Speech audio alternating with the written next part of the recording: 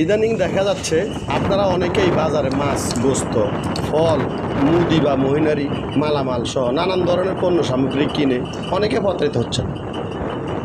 আপনার সাথে বিক্রেতার কথা ছিল একটা, কিন্তু আপনি মাল ক্রয়ের পর দেখা গেল দোকানে আপনার সাথে অন্য ব্যবহার। দাম দিলেন শুধুমাত্র গোস্তের, অথচ দোকানে আপনাকে গোস্ত ও হাড্ডি সহ আপনাকে ফেরত দিল।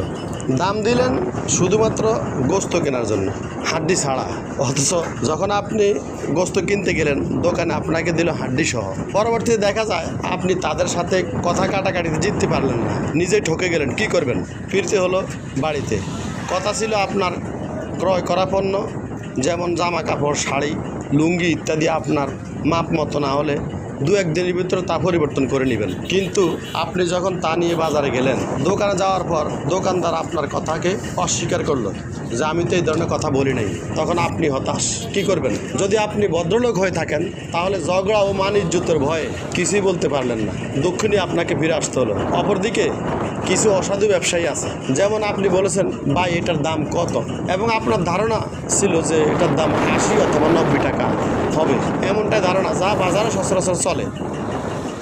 আপনি নিয়েও নিলেন, কিন্তু বিপত্তি তো সেখানেই ঘটে। আপনি যখন দাম দিতে যান তখন ওই অসাধু ব্যবসায়ী বা দোকানি আপনার সে 80 থেকে 90 টাকার পূর্বে সব বলবে 180 টাকা বা 190 টাকা ইত্যাদি ইত্যাদি, নানান সমস্যা উপনীত হয় প্রায় ভদ্রলোকে।